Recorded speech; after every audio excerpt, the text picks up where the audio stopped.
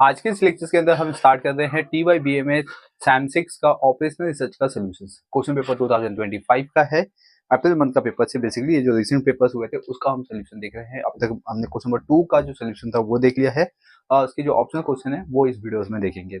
यहाँ पे जो आपको क्वेश्चन गिवन है क्वेश्चन नंबर 2 का जो सी और डी पार्ट है उसमें देख रहे हैं, तो जो सी है उसके अंदर आपको ये असाइनमेंट प्रॉब्लम से क्वेश्चन दिया गया है। क्वेश्चन है बेसिकली इसमें in the modification of plant layout of the factory B.M.S auto part. 4 machine M1, M2, M3 and M4 are to be installed in the machine shop. There are 5 vacant places A, B, C, D and E which are suitable for the installations. Because of the extra large size, M2 cannot be a place at C and M3 cannot place at A. The cost of installing machine location wise in 100 rupees is as follows. इसमें आप देख सकते हो, इसमें machine दिया हुआ है M1, M2, M3, M4 दिया हुआ है और लोकेशन दिया गया A, B, C, D, E तक दिया गया है बेसिकली। और इसके अंदर जो अपना M3 है वो A के लिए यहाँ पे प्रोहिबिटेड है और M2 C के लिए प्रोहिबिटेड यहाँ पे गिवन है, क्योंकि एक्स्ट्रा लार्ज साइज दिया गया है इसलिए यहाँ पे इसको प्रोहिबिटेड कर दिया गया है। और आपको इसमें फाइंड आउट करना है ऑप्टिमल असाइनमेंट। ठीक है, अभी हम ऑप्टिमल असाइनमेंट कैसे फाइंड आउट करेंगे बेसिकली ये देखते हैं। फर्स्ट वन अपने को क्या करना है, ऐसे ऐसे सम्स आते हैं ना, तो आपको पहले चेक कर लेना है कि ये बैलेंस सम है या अनबैलेंस सम है। अभी बैलेंस और अनबैलेंस कैसे समझेंगे हम लोग, देखो अगर अपने पास जो क्वेश्चन है उसके अंदर पहले चेक कर लेना है कि नंबर ऑफ रोज कितना है, क्या ये नंबर ऑफ रोज इक्वल है नंबर ऑफ कॉलम के। फर्स्ट इसको चेक कर लेना है, अगर नंबर ऑफ रो और नंबर ऑफ कॉलम दोनों इक्वल होते हैं तो दैट इज में ये बैलेंस सम है, अगर ये इक्वल नहीं होते हैं तो दैट इज में अनबैलेंस सम है। तो यहाँ पे आप देख सकते हो कि अपने पास जो कॉलम है A B C D E, ये क्या कॉलम है, तो ये कॉलम कितना है यहाँ पे अगर देखा जाएगा तो 5 है और रोज कितना है M1, M2, M3, M4 है, तो मतलब 4 तक है, मतलब number of row is not equal to number of column. तो ये हो गया अनबैलेंस सम हो गया बेसिकली। जब आपको अनबैलेंस सम मिल जाता है तो आपको क्या करना होता है, उसको बैलेंस में कन्वर्ट करना होता है। तो हम बैलेंस में कैसे कन्वर्ट करेंगे, डमी को ऐड करके। तो हम डमी लेंगे M5 पे, क्योंकि यहाँ पे 5 कॉलम्स है और रोज कितना है 4 है, तो मुझे उसको 5 रोज करना होगा। तो 5 रोज करने तो इसमें हम डमी ऐड कर देंगे। तो अभी डमी इसमें ऐड करते हैं, तो यहाँ पे लिखते हैं M5 cos is 0। ठीक है, फर्स्ट ये लिख लेंगे हम, फिर इसमें बता देंगे कि M5 क्या है, इज डमी। ठीक है, तो हमने M5 को डमी ले लिया, उसका कॉस 0 रख लिया है, तो यहाँ पे लिखेंगे M5। तो यहाँ पे ये सेम मैंने बनाया है और M5 देखिए यहाँ पे मैं कॉस इसका दे दूंगा 0 0 0 0। तो अब मेरे पास यहाँ पे जो सम्स है ना वो बैलेंस हो चुका है, नंबर्स ऑफ रो और नंबर्स ऑफ कॉलम क्या हो गया, इक्वल हो चुका है, इसीलिए ये सम्स क्या हो गया अभी बैलेंस हो चुका है। अब इसके बाद जो अपना फर्स्ट स्टेप्स आएगा, मतलब सेकेंड स्टेप होगा, तो फर्स्ट तो हमने क्या किया, इसको अनबैलेंस से बैलेंस कर लिया। अब जो इसमें सेकेंड स्टेप आएगा वो होगा आपका रो मिनिमाइज। रो मिनिमाइज, अभी रो मिनिमाइज में क्या करना है, अपने को रो में जाना है। तो बेसिकली ये ऐसा रो होगा अपना M1, M2, M3, M4, ये अपने रोज है। इसमें सबसे स्मॉलेस्ट वैल्यू क्या है 9, 9 को आप माइनस कर देंगे। ठीक है, तो इधर पे आ जाएगा 0, 9 में से 9 माइनस किया तो 0, 11 में से 9 माइनस करेंगे तो 2, फिर 15 में से 9 माइनस किया तो 6, फिर 10 में से 9 माइनस करेंगे तो 1 और फिर यहाँ पे आ गया 2। अभी M2 में भी देखो क्या है 9 है स्मॉलेस्ट वैल्यूज, तो इसमें क्या 11 माइनस 9 करेंगे तो 2 हो गया, फिर 9 माइनस 9 क्या है 0, यहाँ पे प्रोहिबिटेड है उसको ऐसे रखेंगे, फिर 1 फिर 0। M3 में देखो सबसे स्मॉलेस्ट वैल्यू क्या है 7 है, 7 माइनस कर देंगे तो इसमें आएगा 4 7 4 0। फिर M4 में सबसे स्मॉलेस्ट वैल्यू क्या है, इसमें 7 है। ठीक है, 7 माइनस करते हैं तो 7 1 5 0 1 और यहाँ पे 0 0 0 ही रहेगा। इसके बाद रो के बाद आते हैं हम लोग column, column minimise. Column minimise में क्या करना है, आपको कॉलम में जाना है, तो कॉलम में सबसे स्मॉलेस्ट वैल्यू लिखनी है। सबसे स्मॉलेस्ट वैल्यू क्या है यहाँ पे 0, तो फर्स्ट जो ए कॉलम है वो एज इट इज यहाँ पे कॉपी कर देंगे। अब बी में भी देखो 0 है तो उसको भी कॉपी कर लेंगे, और सी में इसमें भी 0 है, ठीक है, तो उसको भी कॉपी कर लेंगे। ऑलमोस्ट ये पूरा कॉपी हो जाएगा क्योंकि M5 अपना 0 है।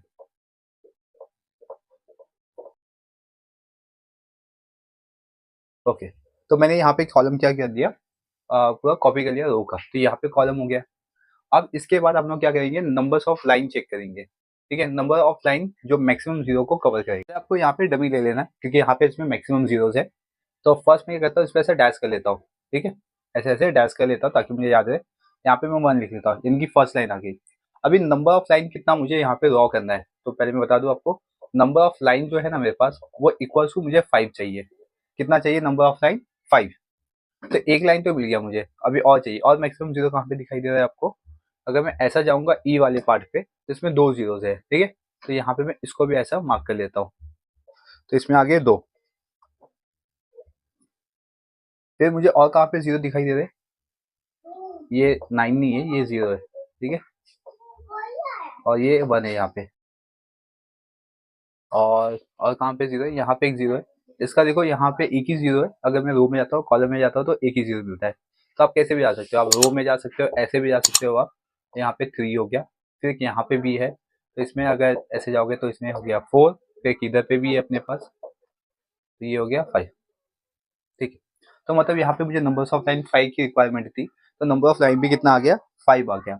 और इसमें देखा जाएगा तो जो मेरे पास मैट्रिक्स साइज है, मैट्रिक्स साइज वो कितना है, 5 है। ठीक है, मैट्रिक्स साइज मतलब नंबर, ये इसमें नंबर ऑफ रो कितना है, नंबर ऑफ कॉलम कितना है, 5 है। और नंबर ऑफ लाइन कितना रिक्वायरमेंट है, 5 है, तो 5 आ चुका है मेरे पास। तो मतलब यहाँ पे ये सब कंप्लीट होता है जाता है, इसको आपको सॉल्व करने की कोई नीड नहीं है। अब हम क्या करेंगे, इसको यहाँ पे ले लेते हैं, और इसमें यहाँ पे मैंने क्या किया, एनालिसिस भी कर लिया है। ठीक है, मैंने यहाँ पे आपको बता दिया कि रो एंड कॉलम, कॉलम के साथ मैंने क्या कर लिया, एनालिसिस भी कर लिया है। अब मैं इसके साथ साथ यहाँ पे मैं असाइन कर दूंगा, तो असाइनमेंट लिख लेता हूँ मैं। तो इसमें 0 2 x 7 0 2 0 4 1 0। ठीक है, 6 x 7 5 0 1 1 4 0 0 2 0 0 1 0। यहाँ पे मैंने पूरा असाइनमेंट के लिए ये जो रो एंड एनालिसिस था उसको मैंने यहाँ पे कॉपी कर लिया है। अब इसमें मैं असाइन करूंगा, तो असाइन कैसे करेंगे ये देखते हैं हम लोग। तो फर्स्ट वन आपको जीरो के बेसिस पे यहाँ पे असाइन करना है। तो M1 और A के अंदर देखो 0 0 कहाँ पे है, तो यहाँ पे 2 0 दिखाई दे रहे। तो अगर मैं यहाँ पे M5 पे लेता हूँ तो मुझे ये जो रिमेनिंग जीरो है उसको मुझे कट करना पड़ जाएगा। मतलब मैं बाकी के जो है जीरो उसको कंसिडर नहीं कर सकता। यहाँ पे कैसा है ना कि एक मशीन को एक लोकेशन दिया जाएगा। ठीक है, एक मशीन को एक ही लोकेशन मिलेगा, सब लोकेशन नहीं दिया जाएगा। तो इसीलिए यहाँ पे मैं क्या करता हूँ ना, फर्स्ट वन ये कंसिडर करता हूँ M1A। ठीक है, M1A, तो उसके अगेंस्ट में यहाँ पे जीरो है तो ये कैंसिल हो जाएगा। मतलब मशीन 5 को फिर ए लोकेशन एलोकेट नहीं किया जाएगा या असाइन नहीं किया जाएगा। फिर देखो यहाँ पे 2 जगह, M2 में 2 जगह, एक तो B पे और एक E पे। अभी आपके ऊपर किस पे लेना है। अगर देखो मैं E लेता हूँ तो मेरे अगेंस्ट में ये 0 और ये 0, तो ये 0 मुझे कट करना पड़ जाएगा। और M3 में कोई भी 0 मेरे पास यहाँ पे नहीं बच रहा है। तो मैं क्या करता हूँ, M3 के लिए ये 0 लेता हूँ, उसके अगेंस्ट में ये 0 और ये 0 कैंसिल कर दिया। और M2 के लिए ये 0 दिया तो ये कैंसिल हो गया इसके अगेंस्ट में। आपको रो और कॉलम दोनों में देखने हैं 0 0। ठीक है, तो M1 में A हो गया, M2 में B हो गया, M3 में E हो गया और M4 में D आ जाएगा। यहाँ पे एक ही 0 है तो इसके अगेंस्ट में ये 0 ये कैंसिल हो गया। फिर बचा ये वाला 0, ये चला गया M5 में। राइट, अब मैं इसका एलोकेशन कर लेता हूँ। यहाँ पे मैं कॉस्ट निकालना है ना मुझे, तो मेरे लिए इधर पे एलोकेशन नहीं आएगा, यहाँ पे स्टेप नंबर 5 आएगा, टोटल कॉस्ट। टोटल कॉस्ट यहाँ पे लिखिए। तो यहाँ पे मैं मशीन ले लेता हूँ फर्स्ट, फिर लोकेशन और यहाँ पे कॉस्ट।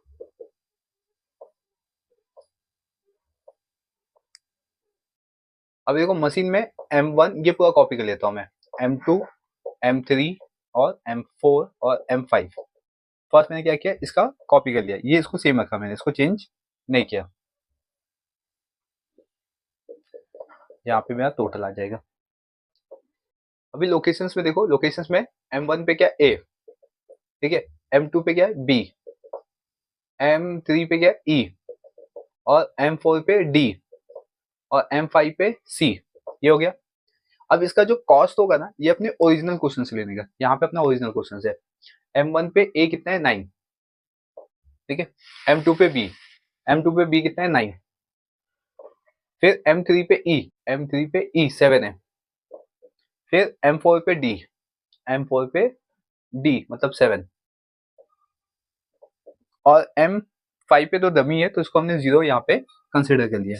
अब इसको प्लस कर लेते हैं, 18 प्लस 14 तो 32, और इसमें जो आंसर है ना, मतलब इसमें जो आपको अमाउंट दिया गया है वो 1000 में है बेसिकली। तो इसका आंसर आएगा therefore optimal cost is rupees 32,000। Right, यहाँ पे जो आंसर आएगा वो 1000 में रहेगा, सब जगह ऐसे ही रहेगा। ठीक है, तो यहाँ पे ये अपना सम कंप्लीट होता है। असाइनमेंट का ये सम्स था, बहुत ही सिंपल सा सम दिया गया था, बहुत ही सिंपल ही है, क्योंकि इसमें एनालिसिस वाले जो पार्ट है उसमें ज्यादा कुछ इसमें उन्होंने हेर फेर नहीं किया, क्योंकि इसमें बेसिकली कैसा होता है ना कि आपको और एक बार सॉल्व करना पड़ता है, जिसमें नंबर्स ऑफ कॉलम्स और नंबर्स ऑफ रो और नंबर्स ऑफ लाइन, यानी कि अगर देखा जाएगा तो नंबर ऑफ लाइन 5 है, और समटाइम ऐसा होता है कि जो मैट्रिसेस है ना वो 4 या सॉरी नंबर ऑफ लाइन यहाँ पे 4 हो जाता है और मैट्रिसेस यहाँ पे 5 हो जाता है। तो इस तरीके से क्वेश्चन दिया जाता है ताकि उसको और एक बार सॉल्व करके हम लोग इसका असाइनमेंट कर सके और देन उसका ऑप्टिमल सोल्यूशन निकाल सके। लेकिन ये सम्स के अंदर क्या किया लोग ने, एक डमी वाला सम दे दिया और उसमें आपको ये वाला पार्ट बहुत इजी कर दिया, एनालिसिस वाला पार्ट। ठीक है, अदरवाइज देखा जाएगा तो सम बहुत ही अच्छा है, 8 मार्क्स के लिए क्वेश्चन है, तो इसी बेसिस पे होना चाहिए ये क्वेश्चन। ठीक है, अच्छा यहाँ पे मैंने 1000 लिख दिया, लेकिन यहाँ पे बेसिकली 100 है। ठीक है, मैंने 1000 लिख दिया लेकिन ये 100 में, तो 3200 का अपना ऑप्टिमल कॉस्ट बनेगा। आई होप क्लास की जो पूरा क्वेश्चन था ये आपको समझ में आ गया है। मूव ऑन करते हैं क्वेश्चन नंबर 2 के डी पार्ट पे, जो कि 7 मार्क्स के लिए गिवन है, और ये एलपीपी के ग्राफिकल मेथड से पूछा गया है, क्योंकि जो हमने लास्ट सम देखा था क्वेश्चन नंबर 2 का ए और बी, वो दोनों एलपीपी से, एक थे इक्वेशन फॉर्मुलेट करने के लिए, दूसरा सिंप्लेक्स मेथड था, और तीसरा यहाँ पे हम लोग ग्राफिकली देखेंगे। ठीक है, तो पहले आप इसको नोट डाउन कर लीजिए, मूव ऑन करते हैं। क्वेश्चन नंबर 2 का डी गिवन है, solve the following LPP by graphical method, और इसमें आपको मैक्सिमाइज गिवन है z 50x1 प्लस 20x2, और सब्जेक्ट कांस्टेंट गिवन है इसमें x1 plus x2 is less than equals to 600 है, और x1 plus x2 more than equals to 300 है। 6x1 plus 2x2 more than equals to 1200 है, और आपका जो बेसिक कॉन्सेप्ट है इसमें कि x1 और x2 ये हमेशा क्या होगा, ग्रेटर होगा। ठीक है, अब इसको सॉल्व करना है आपको ग्राफिकली मेथड से। तो देखो ग्राफिकली मेथड्स में हम कैसे सॉल्व कर सकते हैं, तो एक एक इक्वेशंस को लेके सॉल्व करेंगे। तो इसमें हम लोग इसका कोऑर्डिनेट पॉइंट निकालेंगे, फर्स्ट वन x1 का x2 का, इसके बाद इसको ग्राफिकली हम लोग उसको प्लॉट कर देंगे, जिसकी वजह से मुझे मैक्सिमाइज z की वैल्यूज मिल जाएगी। करना कैसे अब ये देखते हैं, तो इसका सोल्यूशन यहाँ पे ले लेते हैं हम लोग। फर्स्ट जो इक्वेशन है उसको मैं यहाँ पे कॉपी कर लेता हूँ, x1 प्लस x2, और ये क्या है, लेस देन इक्वल टू 600। देखो ये जो इक्वेशंस बेसिकली सब लोग उसको इक्वेशन बोलते हैं, लेकिन ये इक्वेशंस नहीं होता है, ये इन इक्वेशंस होता है। जब आपको मोर देन लेस देन का साइन आ जाता है ना, तो उसको हम क्या बोलते हैं, इन इक्वेशंस बोलते हैं। क्या बोलते हैं, इन इक्वेशंस बोलते हैं, और जब इक्वल का साइन आ जाता है तो उसको हम लोग इक्वेशन बोलते हैं। अभी ये जो क्वेश्चन गिवन है ये इन इक्वेशन फॉर्मेट में गिवन है, फर्स्ट में इसको क्या करूंगा, इक्वेशन के फॉर्मेट में कन्वर्ट कर लूंगा। देखिए इक्वल दे दिया यहाँ पे, तो ये इक्वेशन के फॉर्मेट में कन्वर्ट हो गया। अब इसमें मैं फर्स्ट वन लेट कर लेता हूँ कि x1 की वैल्यू क्या हो सकती है, 0 हो सकती है। अगर मैंने x1 के प्लेस पे 0 ले लिया, ठीक है, तो x2 की वैल्यू कितनी आ जाएगी, 600। तो 0 प्लस x2 इक्वल्स टू 600, तो मतलब आंसर क्या आएगा, x2 की वैल्यू 600 आ जाएगी। सेम इसी तरीके से अगेन मैं यहाँ पे लेट कर लेता हूँ कि x2 की वैल्यू क्या हो सकती है, 0। एक ही इक्वेशन में आपको दो बार लेट करना है, एक x1 की वैल्यू लेट करनी है, बाद में x2 की वैल्यू लेट करनी है। तो अभी x2 की प्लेस पे मैंने 0 ले दिया, x1 प्लस 0 इक्वल्स टू 600, तो x1 की वैल्यू मुझे मिल जाएगी 600 यहाँ पे। क्लियर, तो therefore x1 x2 equals to 600 600, ये आ गया मेरे पास कोऑर्डिनेट पॉइंट x1 और x2 का। ये फर्स्ट इक्वेशन आया, ये इक्वेशन नंबर क्या आ गया अपने पास 1। अब आते हैं इक्वेशन नंबर 2, तो सेम ऐसे ही करेंगे, x1 प्लस x2 है, ये क्या मोर देन इक्वल्स टू 300 है, तो इसमें हम लोग क्या करेंगे, सेम पहले इसको इक्वेशन में कन्वर्ट कर लेंगे, फिर इसमें लेट कर लेते हैं। लेट x1 की वैल्यू क्या हो सकती है, 0 हो सकती है। अगर ये x1 की वैल्यू 0 होगी तो इसमें सेम होगा, तो x2 की वैल्यू क्या आ जाएगी मेरे पास, 300।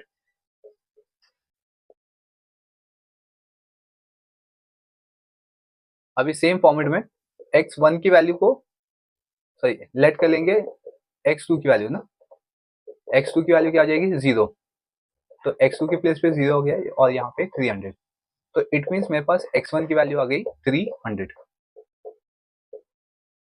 तो यहाँ पे जो सेकेंड इक्वेशन था सेकेंड इक्वेशन यहाँ पे, इसका भी मुझे कोऑर्डिनेट मिल गया है, कितना आएगा 300, 300। फिर नेक्स्ट वन, थर्ड इक्वेशन लेते हैं, 6x1 प्लस 2x2 ये ग्रेटर देन इक्वल टू 1200 है। तो इसमें हम लेट क्या करेंगे, x1 इक्वल टू 0। अच्छा, पहले मैंने इसको इक्वेशन में कन्वर्ट नहीं किया, तो फर्स्ट मैं इसको इक्वेशन में कन्वर्ट कर लेता हूँ। 6x1 plus 2x2 equal to 1200 हो गया। फिर इसमें लेट कर लो कि x1 की वैल्यू क्या हो सकती है, 0। सब जगह ऐसे ही करना है, x1 की वैल्यू 0, फिर x2 की वैल्यू 0, इसी तरीके से आपको सॉल्व करना है। तो मैंने यहाँ पे x1 की वैल्यू 0 ले लिया, तो मतलब 6 इधर पे x1 के प्लेस पे 0 प्लस 2x2 और यहाँ पे आ जाएगा 1200। ये तो 0 हो गया, यहाँ पे 2x2 आ गया और ये हो गया 1200। अभी 2 यहाँ पे मल्टीप्लाई में इधर आके डिवाइड हो जाएगा, तो मतलब इसको हम लोग डिवाइड कर देंगे तो आंसर आएगा 600। तो x2 की वैल्यू मुझे मिल गई है 600।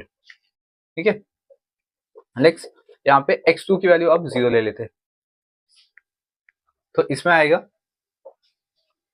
6x1 प्लस 2x2 की प्लेस पे 0 ले लिया और यहाँ पे 1200, ये 0 हो गया, तो 6x1 इक्वल टू 1200। 6 मल्टीप्लाई में इसको डिवाइड कर देंगे तो आंसर आएगा 200। तो x1 की वैल्यू मिल गई हमें 200। तो थर्ड इक्वेशन में जो अपने पास कोऑर्डिनेट वैल्यूज मिला है x1 और x2 का, वो कितना मिला है, 200 और 600। ठीक है, x1 का 200 है और x2 का 600 है। ठीक है, तो यहाँ पे ये मेरा जो इक्वेशंस था वो मैंने सॉल्व कर लिया। अब मैं इसको फॉर्मुलेट करूंगा एलपीपी में, मतलब इसको प्लॉट करूंगा ग्राफिकल मेथड पे। तो इसके लिए मैं ग्राफ बना लेता हूँ यहाँ पे।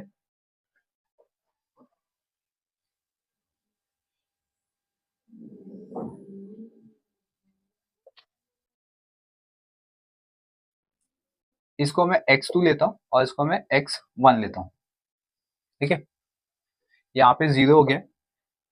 अभी मोस्ट ऑफ जो नंबर्स देखोगे ना, वो क्या है आपका 200, 600, 300, ठीक है, ऐसे भी नंबर्स दिए गए। तो अभी आप क्या कर सकते हो, इसमें 100 का एक प्लॉट बना लोगे, कोऑर्डिनेट पॉइंट 100, फिर इधर पे 200, 300, मतलब 1 सेंटीमीटर इक्वल्स को हमने 100 लिया हुआ है, या तो आप 2 सेंटीमीटर इक्वल्स को 100 भी ले सकते हो। फिर यहाँ पे 400, 500, 600, 700, 800। ठीक है, फिर यहाँ पे भी सेम 100, 200, 300, 400, 500, फिर 6, 7 और यहाँ पे 8। ओके, तो ये हो गया अपने पास। अब मैं इसको प्लॉट कर देता हूँ। फर्स्ट जो इक्वेशन था, फर्स्ट इक्वेशन का कोऑर्डिनेट आया था अपने पास 600 से 600, तो 600 यहाँ पे आपको कोऑर्डिनेट एक्सिस पे जाना है, मतलब लाइन पे जाना है। लाइन को ही हम क्या बोलते हैं, कोऑर्डिनेट एक्सिस बोलते हैं। अब मैं इसको ज्वाइंट कर लेता हूँ।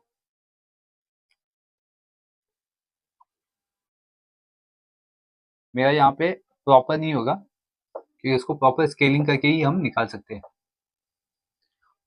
तो ये हो गया, इसको मैं ज्वाइंट कर लेता हूँ।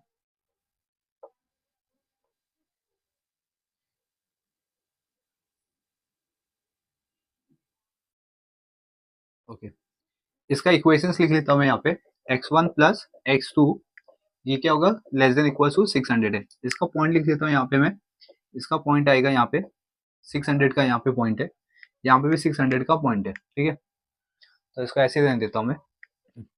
फिर आते हैं next second equation. Second equation में मेरा कोऑर्डिनेट आया 300 से 300, तो यहाँ पे 300 हो गया और एक यहाँ पे 300 हो गया। इसको सर्कल करके अब मैं इसको ज्वाइंट कर लेता हूँ।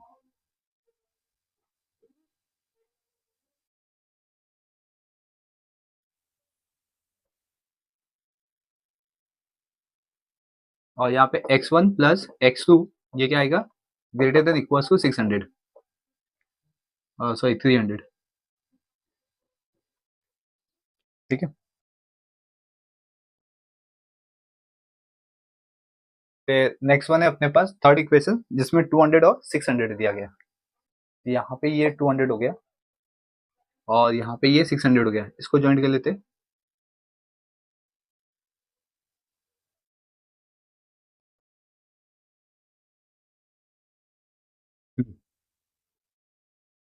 और यहाँ पे मैं इक्वेशन लिख देता हूँ, यहाँ पे लिख लेता हूँ इक्वेशन इसका। 6x1 प्लस 2x2 ये क्या होगा, ग्रेटर देन इक्वल टू 1200, ठीक है। अब मैं इसका पॉइंट लिख लेता हूँ पहले। यहाँ पे 300, 0 है, यहाँ पे 600, 0 है, और फिर यहाँ पे 0, 200 आएगा, और यहाँ पे 0, 600 आएगा। ओके, अब अपने क्या कहते हैं, सम्स में देखते हैं कि अपने पास जो साइन है वो किस तरीके का साइन है, मतलब मोर देन का साइन है, लेस देन का साइन है, या दोनों है। तो यहाँ पे देख सकते हैं सम के अंदर लेस देन भी और मोर देन भी। जब भी आपको दो साइन दिखाई देगा तो उसका जो फिजिबल रीजन होता है वो मिडल में बनता है, याद रखिए। क्या इसमें अगर सिर्फ लेस देन इक्वल टू आएगा, ठीक है, लेस देन इक्वल टू, तो ये बनेगा अपना ओरिजिन साइड, और मोर देन इक्वल टू आएगा तो नॉन ओरिजिन साइड, और अगर दोनों आ गया, लेस देन इक्वल टू आ गया, तो इसका जो फिजिबल रीजन होगा वो बनेगा मिडल में, ठीक है। अभी ओरिजिन क्या होता है, देखो यहाँ पे 0 लिखा तो ये ओरिजिन हो गया, ठीक है, ओरिजिन साइड, मतलब इसका ग्राफ ऐसा बनता है ओरिजिन साइड, और मोर देन आ गया तो मतलब नॉन ओरिजिन, ये अपना नॉन ओरिजिन हो गया इतना सारा, और अगर दोनों आ गया तो मिडल में, तो ये मिडल है अपना, देख सकते हो यहाँ पे मिडल पूरा आएगा, राइट। तो इसको हम कंसिडर करेंगे अपना फिजिबल रीजन। चल यहाँ पे हम फिजिबल रीजन ले लेते हैं, तो इसमें क्या करेंगे, पेंसिल से सिर्फ ऐसा आपको लाइन ड्रॉ कर लेना है।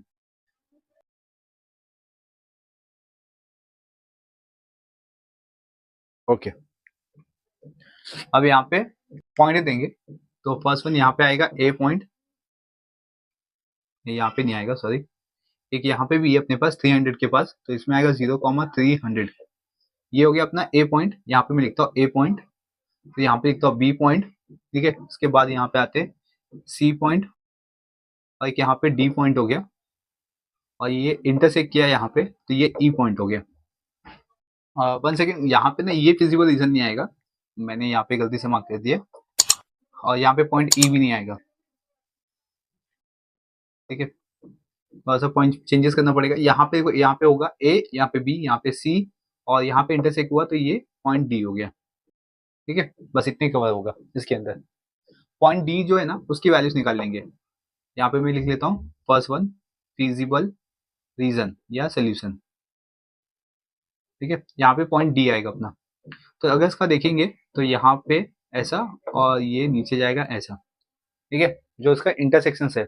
तो यहाँ पे मैं अराउंड लेता हूँ, क्योंकि ये 200 और 200 के बीच में आ रहा है यहाँ पे भी, तो यहाँ पे मैं जो पॉइंट ले रहा हूँ वो 150, 150 ले रहा हूँ, ठीक है। 150 से 150 का यहाँ पे मैं कॉमन पॉइंट ले रहा हूँ, दोनों के बीच में ये जो लाइन है वो लाइस करेगा। तो ये हो गया अपना एक तरह का फिजिबल रीजन।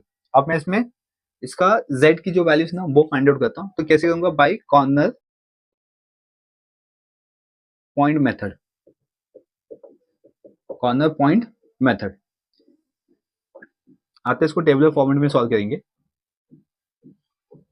तो फर्स्ट में यहाँ पे आएगा वर्टेक्स, ठीक है, पिक कोऑर्डिनेट पॉइंट,